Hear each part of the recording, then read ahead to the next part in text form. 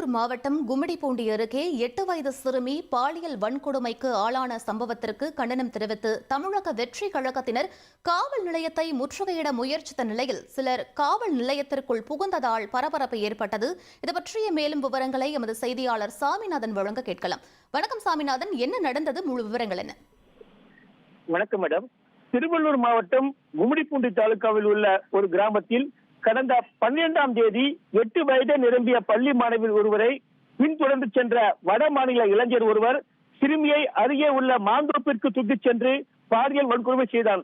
இந்த சம்பவம் தொடர்பாக ஆரம்பாக்கம் காவல் நிலையத்தினர் போக்சோ வழக்கு பதிவு செய்து விசாரணை நடத்தி வருகின்றனர். மேலும் கண்காணிப்பு கேமரா காட்சி மற்றும் குற்றவாளியான வடமாநில இளைஞரின் புகைப்படமும் வெளியான நிலையில் காவல் உயர் அதிகாரிகளின் நேரடி பார்வையில் 8 தனிப்படைகள் அமைக்கப்பட்டு விசாரணை தொடர்ந்து நடைபெற்று வருகிறது.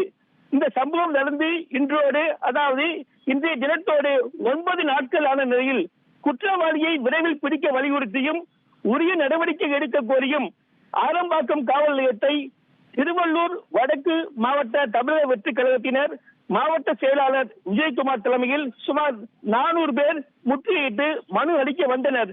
முன்னதாக கட்சி நிர்வாகியுடன் ஊர்வலம் வந்திருந்த சுமார் 80க்கும் மேற்பட்ட தொண்டர்கள் ஆலம்பாக்கம் காவல் நிலையத்திற்குள் அதிரடியாக புகுந்தனர். இதனால் தள்ளுமுள்ளு ஏற்பட்டது. போலீசார் பேச்சுவார்த்தை நடத்தி முக்கிய நிர்வாகிகள் மட்டும் உள்ளே வந்து மனு தருமாறு அனுமதித்தனர்.